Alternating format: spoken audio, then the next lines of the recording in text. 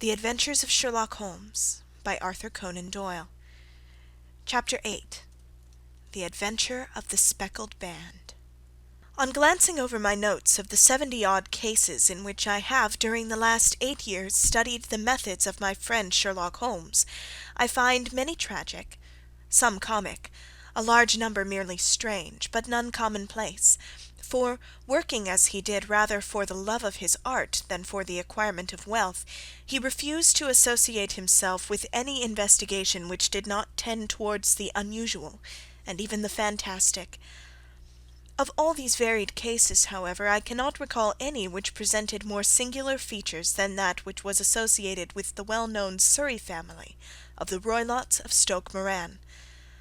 The events in question occurred in the early days of my association with Holmes, when we were sharing rooms as bachelors in Baker Street. It is possible that I might have placed them upon record before, but a promise of secrecy was made at the time, from which I have only been free during the month by the untimely death of the lady to whom the pledge was given. It is perhaps as well that the facts should now come to light, for I have reasons to know that there are widespread rumours as to the death of Dr. Grimesby Roylott, which tend to make the matter even more terrible than the truth. It was early in April in the year '83 that I woke one morning to find Sherlock Holmes standing, fully dressed, by the side of my bed. He was a late riser as a rule, and as the clock on the mantelpiece showed me that it was only 7:15, I blinked up at him in some surprise, and perhaps just a little resentment, for I was myself regular in my habits. "Very sorry to knock you up, Watson," said he, "but it's the common lot this morning. Mrs. Hudson has been knocked up. She retorted upon me, and I on you." "What is it then, a fire?" "No, a client. It seems that a young lady has arrived in a considerable state of excitement, who insists upon seeing me. She is waiting now in the sitting-room. Now, when young ladies wander about the metropolis at this hour of the morning, and knock sleepy people up out of their beds, I presume that it is something very pressing which they have to communicate. Should it prove to be an interesting case, you would, I am sure, wish to follow it from the outset. I thought, at any rate, that I should call you and give you the chance." "My dear fellow, I would not miss it for anything."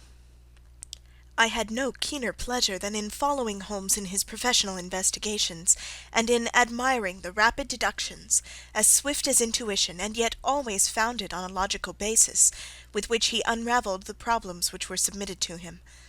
I rapidly threw on my clothes, and was ready in a few minutes to accompany my friend down to the sitting-room. A lady dressed in black and heavily veiled, who had been sitting in the window, rose as we entered. "Good morning, madam," said Holmes cheerily. "My name is Sherlock Holmes. This is my intimate friend and associate, Dr. Watson, before whom you can speak as freely as before myself. Ha! I'm glad to see that Mrs. Hudson has had the good sense to light the fire. Pray draw up to it, and I shall order you a cup of hot coffee, for I observe that you are shivering." "It is not cold which makes me shiver," said the woman in a low voice, changing her seat as requested. "What then?" "It is fear, Mr. Holmes. It is terror." She raised her veil as she spoke, and we could see that she was indeed in a pitiable state of agitation, her face all drawn and grey, with restless frightened eyes, like those of some hunted animal. Her features and figure were those of a woman of 30, but her hair was shot with premature grey, and her expression was weary and haggard. Sherlock Holmes ran her over with one of his quick, all-comprehensive glances. "You must not fear," said he soothingly, bending forward and patting her forearm. "We shall soon set matters right, I have no doubt. You have come in by train this morning, I see." "You know me, then?" "No, but I observed the second half of a return ticket in the palm of your left glove. You must have started early, and yet you had a good drive in a dog-cart along heavy roads before you reached the station." The lady gave a violent start, and stared in bewilderment at my companion. "There is no mystery, my dear madam," said he, smiling. "The left arm of your jacket is spattered with mud in no less than 7 places. The marks are perfectly fresh. There is no vehicle save a dog-cart which throws up mud in that way, and then only when you sit on the left-hand side of the driver." "Whatever your reasons may be, you are perfectly correct," said she. "I started from home before 6, reached Leatherhead at 20 past, and came in by the first train to Waterloo. Sir, I can stand this strain no longer. I shall go mad if it continues. I have no one to turn to, none save only one who cares for me, and he, poor fellow, can be of little aid. I've heard of you, Mr. Holmes. I have heard of you from Mrs. Farintosh, whom you helped in the hour of her sore need. It was from her that I had your address. Oh, sir, do you not think that you could help me too, and at least throw a little light through the dense darkness which surrounds me? At present it is out of my power to reward you for your services, but in a month or 6 weeks I shall be married, with the control of my own income, and then at least you shall not find me ungrateful." Holmes turned to his desk, and, unlocking it, drew out a small case-book, which he consulted. "Farintosh," said he. "Ah, yes, I recall the case. It was concerned with an opal tiara. I think it was before your time, Watson. I can only say, madam, that I shall be happy to devote the same care to your case as I did to that of your friend. As to reward, my profession is its own reward, but you are at liberty to defray whatever expenses I may be put to, at the time which suits you best. And now I beg that you will lay before us everything that may help us in forming an opinion on the matter." "Alas!" replied our visitor, "the very horror of my situation lies in the fact that my fears are so vague, and my suspicions depend so entirely upon small points, which might seem trivial to another, that even he to whom of all others I have a right to look for help and advice looks upon all that I tell him about it as the fancies of a nervous woman. He does not say so, but I can read it from his soothing answers and averted eyes. But I have heard, Mr. Holmes, that you can see deeply into the manifold wickedness of the human heart. You may advise me how to walk amid the dangers which encompass me." "I am all attention, madam." "My name is Helen Stoner, and I am living with my stepfather, who is the last survivor of one of the oldest Saxon families in England, the Roylotts of Stoke Moran, on the western border of Surrey." Holmes nodded his head. "The name is familiar to me," said he. "The family was at one time the richest in England, and the estates extended over the borders into Berkshire in the north and Hampshire in the west. In the last century, however, 4 successive heirs were of a dissolute and wasteful disposition, and the family ruin was eventually completed by a gambler in the days of the Regency. Nothing was left save a few acres of ground and the 200-year-old house, which is itself crushed under a heavy mortgage. The last squire dragged out his existence there, living the horrible life of an aristocratic pauper. But his only son, my stepfather, seeing that he must adapt himself to the new conditions, obtained an advance from a relative, which enabled him to take a medical degree, and went out to Calcutta, where, by his professional skill and force of character, he established a large practice. In a fit of anger, however, caused by some robberies which had been perpetrated in the house, he beat his native butler to death and narrowly escaped a capital sentence. As it was, he suffered a long term of imprisonment, and afterwards returned to England a morose and disappointed man. When Dr. Roylott was in India, he married my mother, Mrs. Stoner, the young widow of Major General Stoner of the Bengal Artillery. My sister Julia and I were twins, and we were only 2 years old at the time of my mother's remarriage. She had a considerable sum of money, not less than £1,000 a year, and this she bequeathed to Dr. Roylott entirely while we resided with him, with a provision that a certain annual sum should be allowed to each of us in the event of our marriage. Shortly after our return to England my mother died. She was killed 8 years ago in a railway accident near Crewe.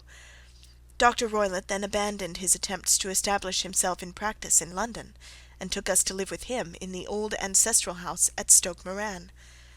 The money which my mother had left was enough for all our wants, and there seemed to be no obstacle to our happiness. But a terrible change came over our stepfather about this time. Instead of making friends and exchanging visits with our neighbours, who had at first been overjoyed to see a Roylott of Stoke Moran back in the old family seat, he shut himself up in his house, and seldom came out save to indulge in ferocious quarrels with whoever might cross his path. Violence of temper, approaching to mania, has been hereditary in the men of the family, and in my stepfather's case it had, I believe, been intensified by his long residence in the tropics. A series of disgraceful brawls took place, 2 of which ended in the police court, until at last he became the terror of the village, and the folks would fly at his approach, for he is a man of immense strength, and absolutely uncontrollable in his anger. Last week he hurled the local blacksmith over a parapet into a stream, and it was only by paying over all the money which I could gather together that I was able to avert another public exposure. He had no friends at all save the wandering gipsies, and he would give these vagabonds leave to encamp upon the few acres of bramble-covered land which represent the family estate, and would accept in return the hospitality of their tents, wandering away with them, sometimes for weeks on end. He has a passion also for Indian animals, which are sent over to him by a correspondent, and he has at this moment a cheetah and a baboon, which wander freely over his grounds, and are feared by the villagers almost as much as their master. You can imagine from what I say that my poor sister Julia and I had no great pleasure in our lives. No servant would stay with us, and for a long time we did all the work of the house. She was but 30 at the time of her death, and yet her hair had already begun to whiten even as mine has. Your sister is dead, then? She died just 2 years ago, and it is of her death that I wish to speak to you. You can understand that, living the life which I have described, we were little likely to see any one of our own age and position.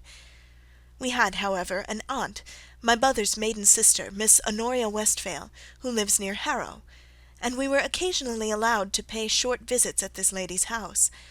Julia went there at Christmas 2 years ago, and met there a half-pay major of marines, to whom she became engaged. My stepfather learned of the engagement when my sister returned, and offered no objection to the marriage, but within a fortnight of the day which had been fixed for the wedding, the terrible event occurred which has deprived me of my only companion. Sherlock Holmes had been leaning back in his chair with his eyes closed and his head sunk in a cushion, but he half opened his lids now and glanced across at his visitor. "Pray be precise as to details," said he. "It is easy for me to be so, for every event of that dreadful time is seared into my memory. The manor house is, as I have already said, very old, and only one wing is now inhabited. The bedrooms in this wing are on the ground floor, the sitting-rooms being in the central block of the buildings. Of these bedrooms, the first is Dr. Roylott's, the second my sister's, and the third my own. There is no communication between them, but they all open out into the same corridor. Do I make myself plain?" "Perfectly so." "The windows of the 3 rooms open out upon the lawn. That fatal night Dr. Roylott had gone to his room early, though we knew that he had not retired to rest, for my sister was troubled by the smell of the strong Indian cigars which it was his custom to smoke. She left her room, therefore, and came into mine, where she sat for some time, chatting about her approaching wedding. At 11 o'clock she rose to leave me, but she paused at the door and looked back. "Tell me, Helen," said she, "have you ever heard any one whistle in the dead of the night?" "Never," said I. "I suppose that you could not possibly whistle yourself in your sleep?" "Certainly not. But why?" "Because during the last few nights I have always, about 3 in the morning, heard a low, clear whistle. I am a light sleeper, and it has awakened me. I cannot tell where it came from, perhaps from the next room, perhaps from the lawn. I thought that I would just ask you whether you'd heard it." "No, I have not. It must be those wretched gipsies in the plantation." "Very likely. And yet, if it were on the lawn, I wonder that you did not hear it also." "Ah, but I sleep more heavily than you." "Well, it is of no great consequence at any rate." She smiled back at me, closed my door, and a few moments later I heard her key turn in the lock. "Indeed," said Holmes. "Was it your custom always to lock yourselves in at night?" "Always." "And why?" "I think that I mentioned to you that the doctor kept a cheetah and a baboon. We had no feeling of security unless our doors were locked." "Quite so. Pray proceed with your statement." "I could not sleep that night. A vague feeling of impending misfortune impressed me. My sister and I, you will recollect, were twins, and you know how subtle are the links which bind 2 souls which are so closely allied. It was a wild night. The wind was howling outside, and the rain was beating and splashing against the windows.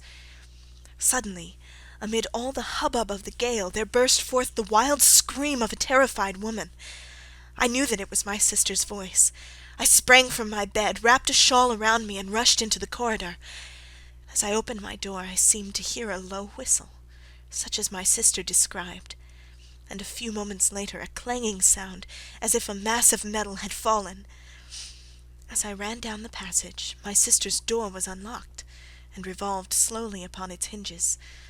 I stared at it horror-stricken, not knowing what was about to issue from it. By the light of the corridor lamp I saw my sister appear at the opening, her face blanched with terror, her hands groping for help, her whole figure swaying to and fro like that of a drunkard. I ran to her and threw my arms round her, but at that moment her knees seemed to give way, and she fell to the ground. She writhed as one who is in terrible pain, and her limbs were dreadfully convulsed. At first I thought that she had not recognized me, but as I bent over her she suddenly shrieked in a voice which I shall never forget, "Oh, my God, Helen! It was the band! The speckled band!" There was something else which she would fain have said, and she stabbed with her finger in the air in the direction of the doctor's room, but a fresh convulsion seized her and choked her words. I rushed out, calling loudly for my stepfather, and I met him hastening from his room in his dressing-gown. When he reached my sister's side, she was unconscious, and though he poured brandy down her throat and sent for medical aid from the village, all efforts were in vain, for she slowly sank and died without having recovered her consciousness. Such was the dreadful end of my beloved sister. "One moment," said Holmes. "Are you sure about this whistle and metallic sound? Could you swear to it?" "That was what the country coroner asked me at the enquiry. It is my strong impression that I heard it, and yet among the crash of the gale and the creaking of an old house I may possibly have been deceived." "Was your sister dressed?" "No, she was in her night-dress. In her right hand was found the charred stump of a match, and in her left a match-box." "Showing that she had struck a light and looked about her when the alarm took place. That is important. And what conclusions did the coroner come to?" "He investigated the case with great care, for Dr. Roylott's conduct had long been notorious in the county, but he was unable to find any satisfactory cause of death. My evidence showed that the door had been fastened upon the inner side, and the windows were blocked by old-fashioned shutters with broad iron bars, which were secured every night. The walls were carefully sounded, and were shown to be quite solid all round, and the flooring was also thoroughly examined, with the same result. The chimney is wide, but it is barred up by 4 large staples. It is certain, therefore, that my sister was quite alone when she met her end. Besides, there were no marks of any violence upon her." "How about poison?" "The doctors examined her for it, but without success." "What do you think this unfortunate lady died of, then?" "It is my belief that she died of pure fear and nervous shock, though what it was that frightened her I cannot imagine." "Were there gipsies in the plantation at the time?" "Yes, there are nearly always some there." "Ah, and what did you gather from this allusion to a band, a speckled band?" "Sometimes I have thought that it was merely the wild talk of delirium, sometimes that it may have referred to some band of people, perhaps to those very gipsies in the plantation. I do not know whether the spotted handkerchief which so many of them wear over their heads might have suggested the strange adjective which she used." Holmes shook his head like a man who is far from being satisfied. "These are very deep waters," said he. "Pray go on with your narrative." 2 years have passed since then, and my life has been until lately lonelier than ever. A month ago, however, a dear friend, whom I have known for many years, has done me the honour to ask my hand in marriage. His name is Armitage, Percy Armitage, the second son of Mr. Armitage of Cranewater, near Reading. My stepfather has offered no opposition to the match, and we are to be married in the course of the spring. 2 days ago some repairs were started in the west wing of the building, and my bedroom wall has been pierced, so that I have had to move into the chamber in which my sister died, and to sleep in the very bed in which she slept. Imagine, then, my thrill of terror when last night, as I lay awake thinking over her terrible fate, I suddenly heard in the silence of the night the low whistle which had been the herald of her own death. I sprang up and lit the lamp, but nothing was to be seen in the room. I was too shaken to go to bed again, however, so I dressed, and as soon as it was daylight I slipped down, got a dog-cart at the Crown Inn, which is opposite, and drove to Leatherhead, from whence I have come on this morning with the one object of seeing you and asking your advice." "You've done wisely," said my friend. "But have you told me all?" "Yes, all." "Miss Roylott, you have not. You are screening your stepfather." "Why, what do you mean?" For answer Holmes pushed back the frill of black lace which fringed the hand that lay upon our visitor's knee. 5 little livid spots, the marks of 4 fingers and a thumb, were printed upon the white wrist. "You have been cruelly used," said Holmes. The lady coloured deeply and covered over her injured wrist. "He is a hard man," she said, "and perhaps he hardly knows his own strength." There was a long silence, during which Holmes leaned his chin upon his hands and stared into the crackling fire. "This is a very deep business," he said at last. "There are 1,000 details which I should desire to know before I decide upon our course of action. Yet we have not a moment to lose. If we were to come to Stoke Moran to-day, would it be possible for us to see over these rooms without the knowledge of your stepfather? As it happens, he spoke of coming into town to-day upon some most important business. It is probable that he will be away all day, and that there would be nothing to disturb you. We have a housekeeper now, but she's old and foolish, and I could easily get her out of the way." "Excellent. You are not averse to this trip, Watson?" "By no means." "Then we shall both come. What are you going to do yourself?" "I have 1 or 2 things which I would wish to do now that I am in town, but I shall return by the 12 o'clock train, so as to be there in time for your coming." "And you may expect us early in the afternoon. I have myself some small business matters to attend to. Will you not wait and breakfast?" "No, I must go. My heart is lightened already since I have confided my trouble to you. I shall look forward to seeing you again this afternoon." She dropped her thick black veil over her face and glided from the room. "And what do you think of it all, Watson?" asked Sherlock Holmes, leaning back in his chair. "It seems to me to be a dark and sinister business." "Dark enough and sinister enough. Yet if the lady is correct in saying that the flooring and walls are sound, and that the door, window, and chimney are impassable, then her sister must undoubtedly have been alone when she met her mysterious end. What becomes, then, of these nocturnal whistles, and what of the very peculiar words of the dying woman? I cannot think. When you combine the ideas of whistles at night, the presence of a band of gypsies who are on intimate terms with this old doctor, the fact that we have every reason to believe that the doctor has an interest in preventing his stepdaughter's marriage, the dying allusion to a band, and finally the fact that Miss Helen Stoner heard a metallic clang which might have been caused by one of those metal bars that secured the shutters falling back into its place, I think that there is good ground to think that the mystery may be cleared along those lines. But what then did the gypsies do? I cannot imagine. I see many objections to any such theory. And so do I. It is for precisely that reason that we are going to Stoke Moran this day. I want to see whether the objections are fatal, or if they may be explained away. But what in the name of the devil? The ejaculation had been drawn from my companion by the fact that our door had suddenly been dashed open, and that a huge man had framed himself in the aperture. His costume was a peculiar mixture of the professional and the agricultural, having a black top hat, a long frock coat, and a pair of high gaiters, with a hunting crop swinging in his hand. So tall was he that his hat actually brushed the crossbar of the doorway, and his breadth seemed to span it across from side to side. A large face, seared with 1,000 wrinkles, burned yellow with the sun, and marked with every evil passion, was turned from one to the other of us, while his deep-set, bile-shot eyes and his high, thin, fleshless nose gave him somewhat the resemblance to a fierce old bird of prey. "Which of you is Holmes?" asked this apparition. "My name, sir, but you have the advantage of me," said my companion quietly. "I am Dr. Grimesby Roylott of Stoke Moran." "Indeed, doctor," said Holmes blandly. "Pray take a seat." "I will do nothing of the kind. My stepdaughter has been here. I have traced her. What has she been saying to you?" "It is a little cold for the time of year," said Holmes. "What has she been saying to you?" screamed the old man furiously.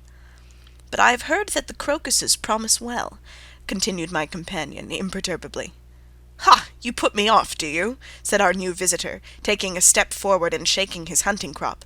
"I know you, you scoundrel! I have heard of you before. You are Holmes, the meddler." My friend smiled. "Holmes, the busybody." His smile broadened. "Holmes, the Scotland Yard Jack in office." Holmes chuckled heartily. "Your conversation is most entertaining," said he. "When you go out, close the door, for there is a decided draught." "I will go when I've said my say. Don't you dare meddle with my affairs. I know that Miss Stoner has been here. I traced her. I am a dangerous man to fall foul of. See here."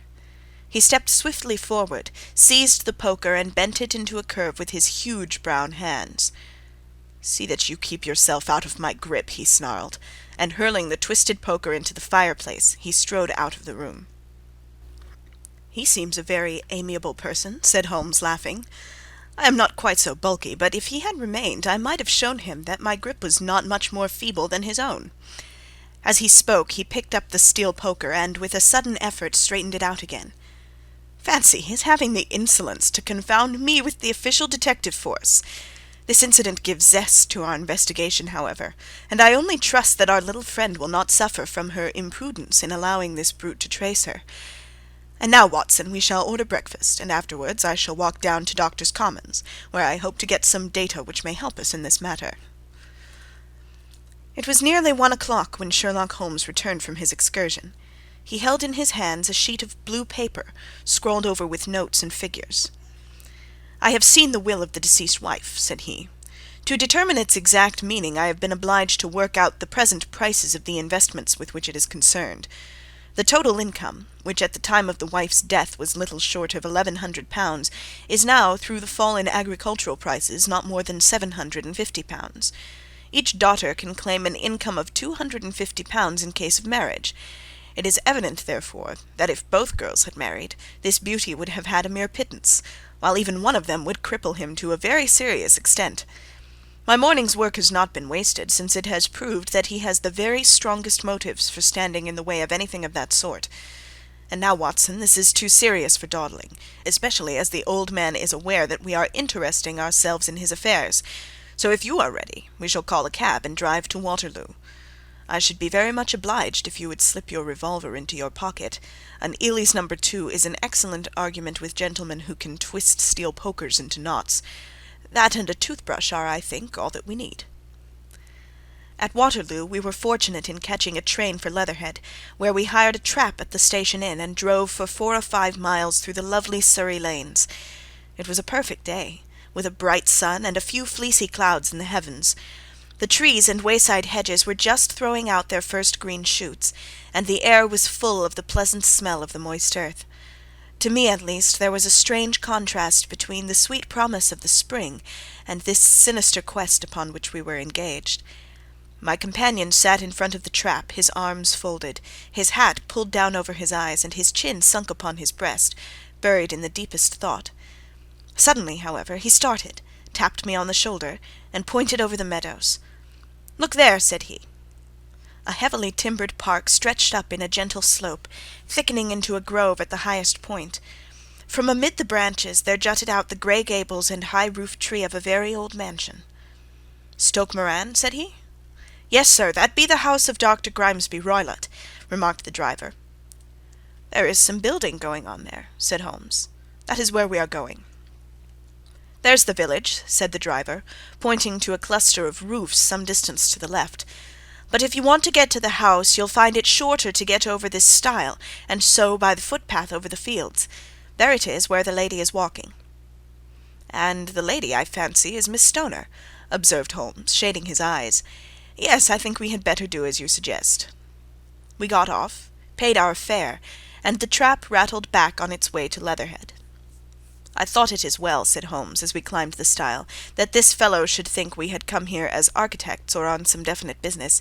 It may stop his gossip. Good afternoon, Miss Stoner. You see that we have been as good as our word."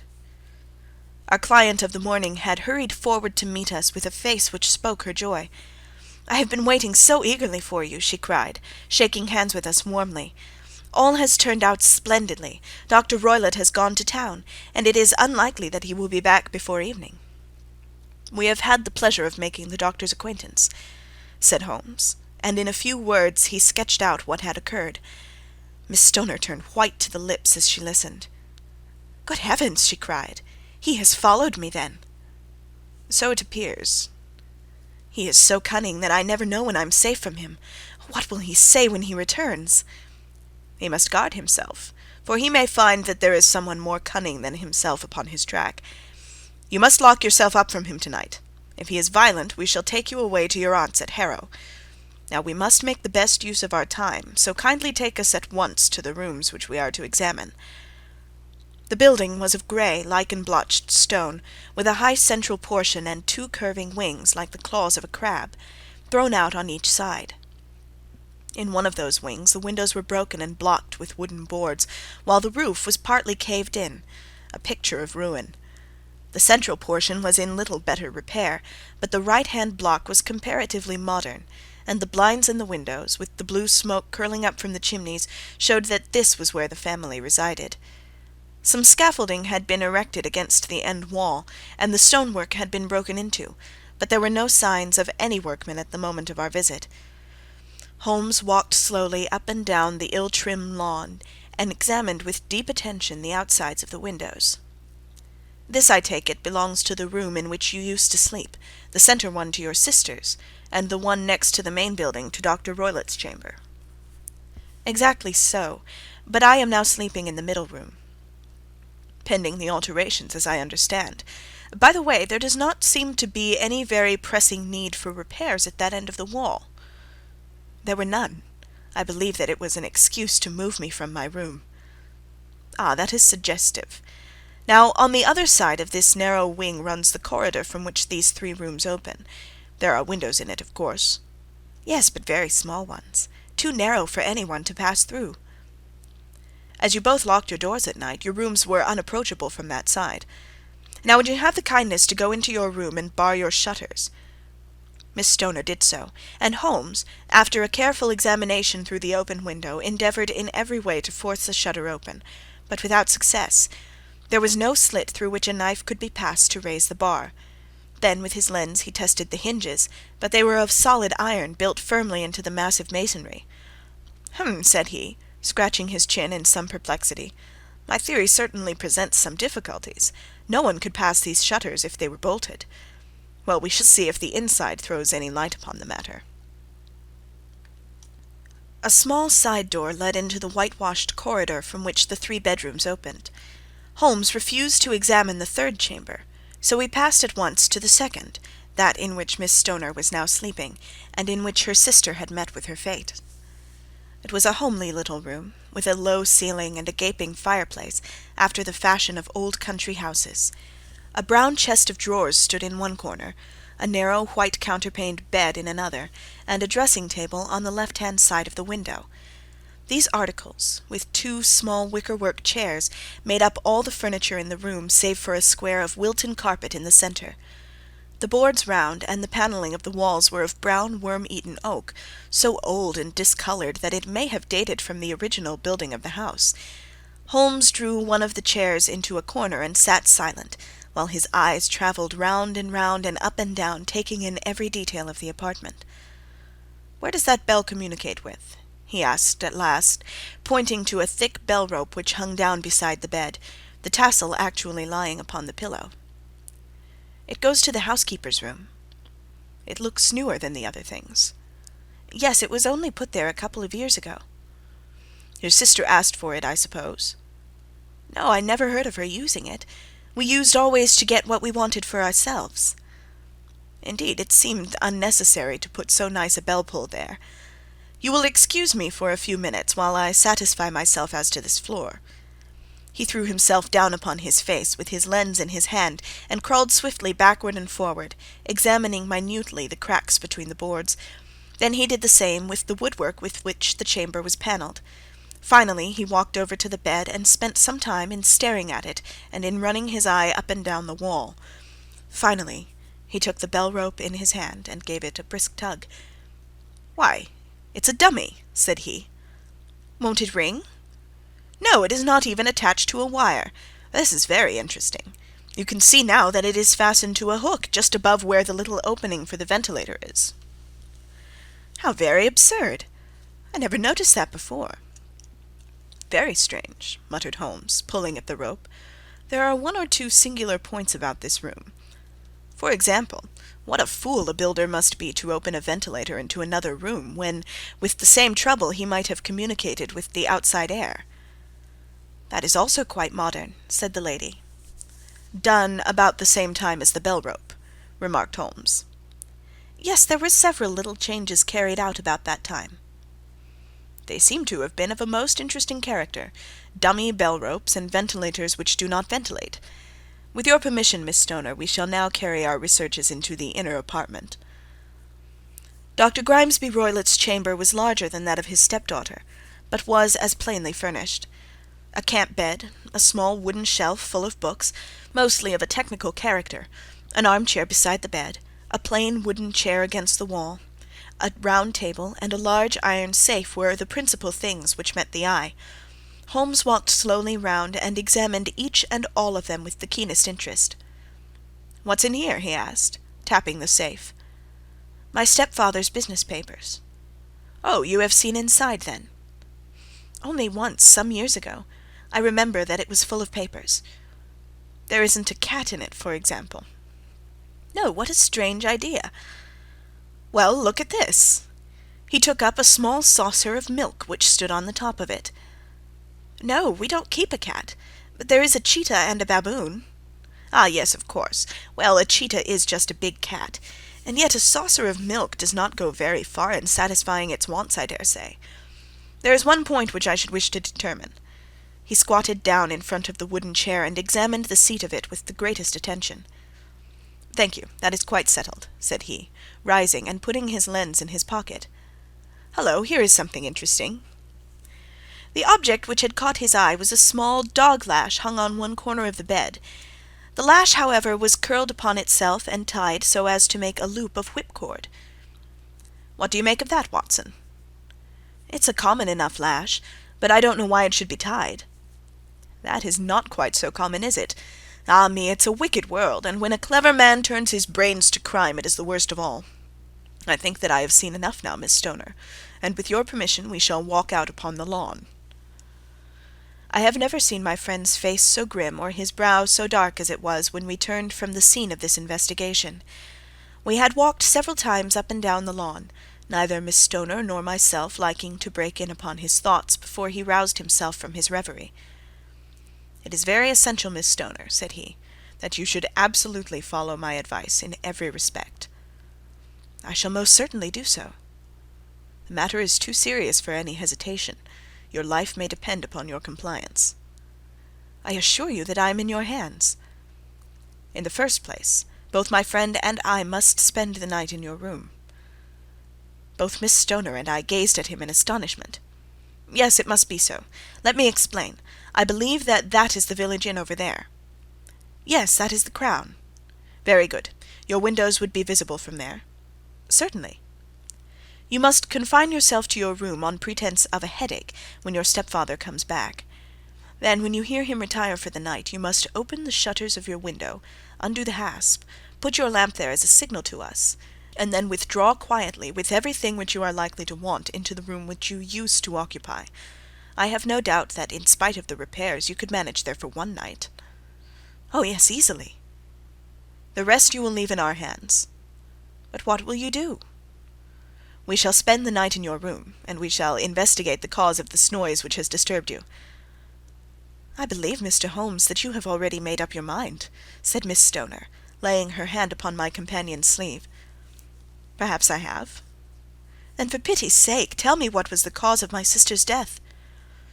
"I should prefer to have clearer proofs before I speak." "You can at least tell me whether my own thought is correct, and if she died from some sudden fright." "No, I do not think so. I think that there was probably some more tangible cause. And now, Miss Stoner, we must leave you, for if Dr. Roylott returned and saw us, our journey would be in vain. Good-bye, and be brave, For if you will do what I have told you, you may rest assured that we shall soon drive away the dangers that threaten you."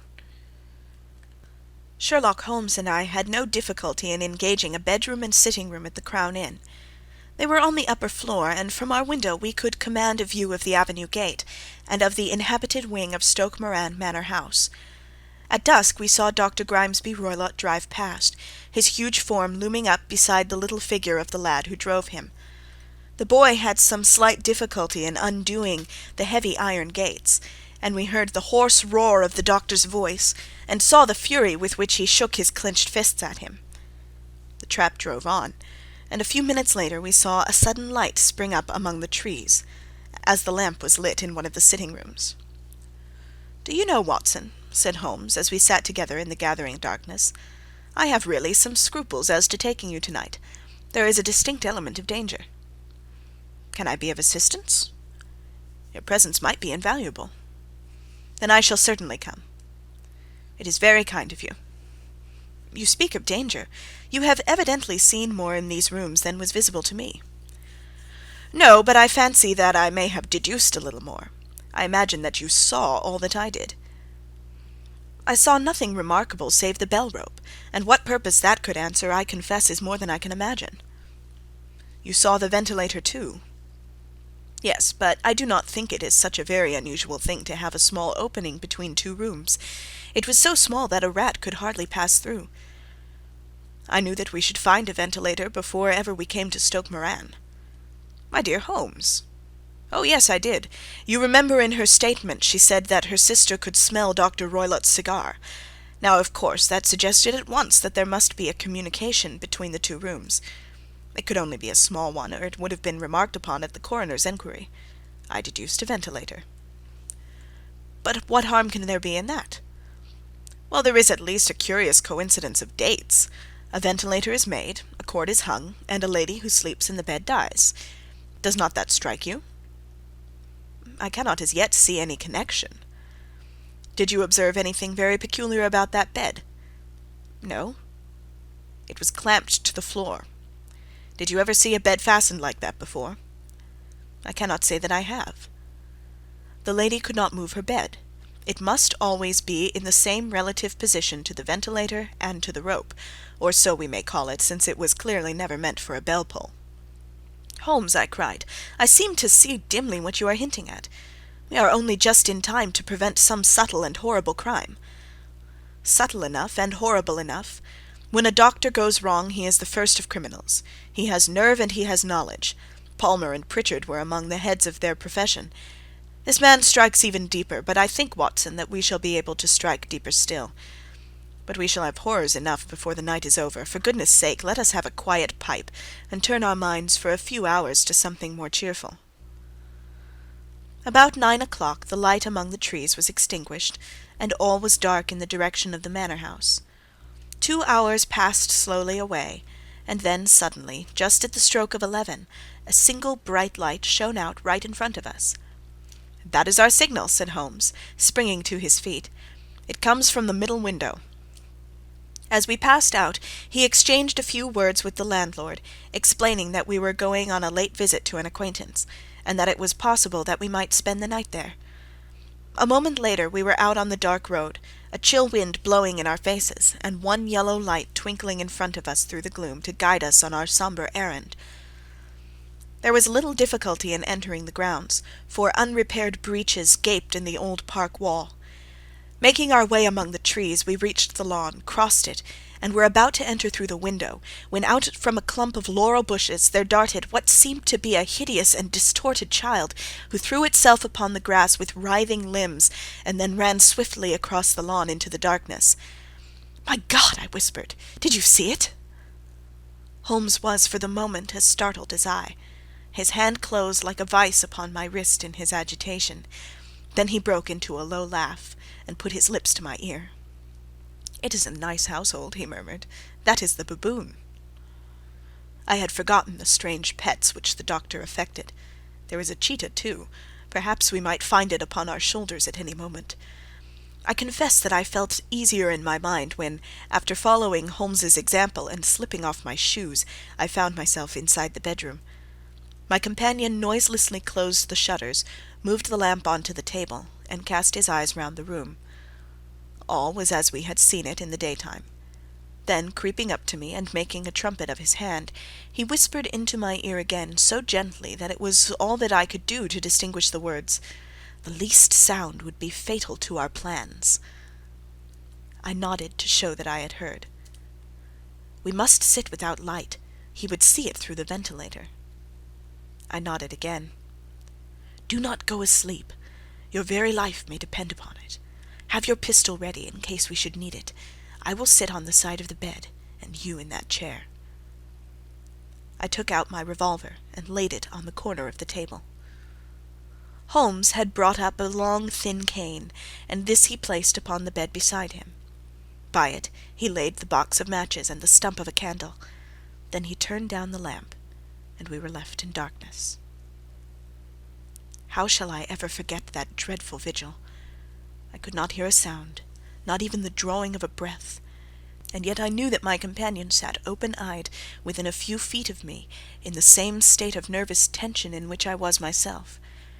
The shutters cut off the least ray of light, and we waited in absolute darkness. From outside came the occasional cry of a night-bird, and once at our very window a long-drawn cat-like whine, which told us that the cheetah was indeed at liberty.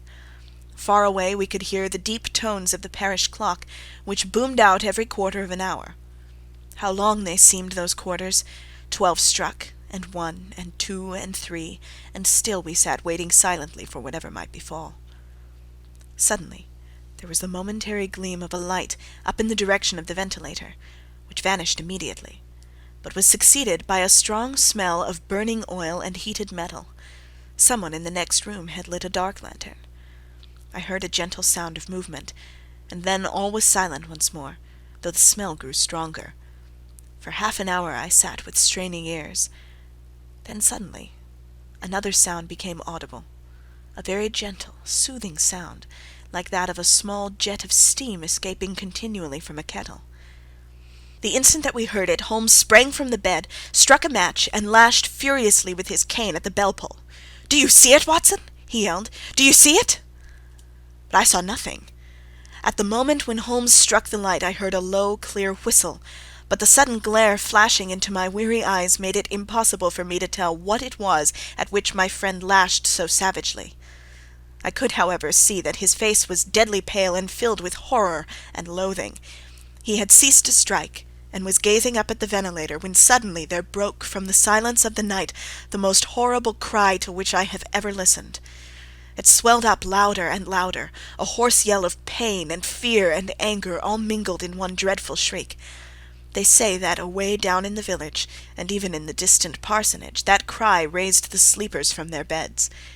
It struck cold to our hearts, and I stood gazing at Holmes, and he at me, until the last echoes of it had died away into the silence from which it rose. "What can it mean?" I gasped. "It means that it is all over," Holmes answered, "and perhaps, after all, it is for the best. Take your pistol, and we will enter Dr. Roylott's room." With a grave face he lit the lamp, and led the way down the corridor. Twice he struck at the chamber door without any reply from within. Then he turned the handle, and entered, I at his heels, with the cocked pistol in my hand. It was a singular sight which met our eyes. On the table stood a dark lantern with the shutter half open, throwing a brilliant beam of light upon the iron safe, the door of which was ajar. Beside this table, on the wooden chair, sat Dr. Grimesby Roylott, clad in a long grey dressing-gown, his bare ankles protruding beneath, and his feet thrust into red heel-less Turkish slippers. Across his lap lay the short stock with the long lash which we had noticed during the day. His chin was cocked upward, and his eyes were fixed in a dreadful, rigid stare at the corner of the ceiling. Round his brow he had a peculiar yellow band, with brownish speckles which seemed to be bound tightly round his head. As we entered he made neither sound nor motion. "The band! The speckled band!" whispered Holmes. I took a step forward. In an instant his strange headgear began to move, and there reared itself from among his hair the squat, diamond-shaped head and puffed neck of a loathsome serpent. "It is a swamp adder," cried Holmes, "the deadliest snake in India. He has died within 10 seconds of being bitten. Violence does, in truth, recoil upon the violent, and the schemer falls into the pit which he digs for another. Let us thrust this creature back into its den, and we can then remove Miss Stoner to some place of shelter, and let the county police know what has happened." As he spoke, he drew the dog-whip swiftly from the dead man's lap, and throwing the noose round the reptile's neck, he drew it from its horrid perch, and, carrying it at arm's length, threw it into the iron safe, which he closed upon it. Such are the true facts of the death of Dr. Grimesby Roylott of Stoke Moran. It is not necessary that I should prolong a narrative which has already run too great a length by telling how we broke the sad news to the terrified girl, how we conveyed her by the morning train to the care of her good aunt at Harrow, of how the slow process of official enquiry came to the conclusion that the doctor met his fate while indiscreetly playing with a dangerous pet. The little which I had yet to learn of the case was told me by Sherlock Holmes as we travelled back the next day. "I had," said he, "come to an entirely erroneous conclusion, which shows, my dear Watson, how dangerous it always is to reason from insufficient data. The presence of the gipsies, and the use of the word band, which was used by the poor girl, no doubt, to explain the appearance which she had caught a hurried glimpse of by the light of her match, were sufficient to put me upon an entirely wrong scent. I can only claim the merit that I instantly reconsidered my position, when, however, it became clear to me that whatever danger threatened an occupant of the room could not come either from the window or the door.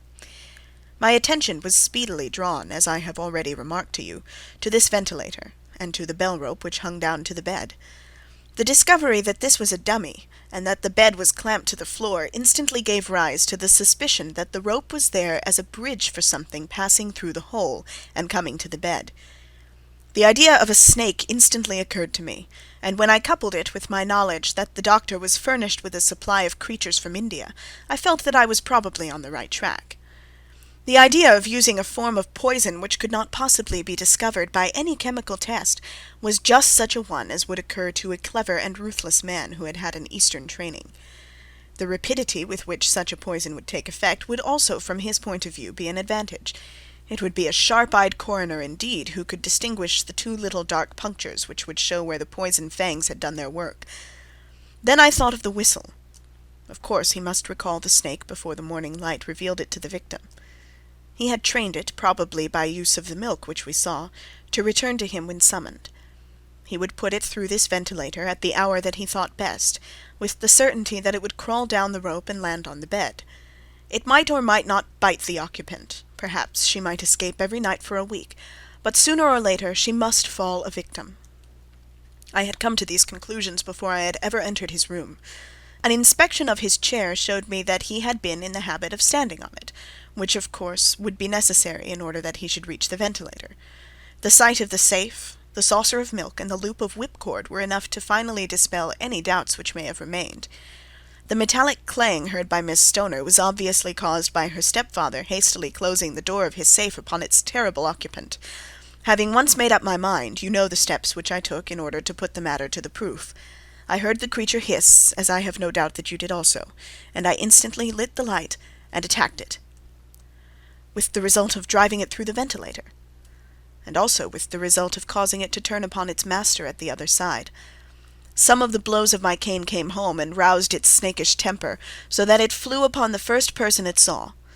In this way I am no doubt indirectly responsible for Dr. Grimesby Roylott's death, and I cannot say it is likely to weigh very heavily upon my conscience.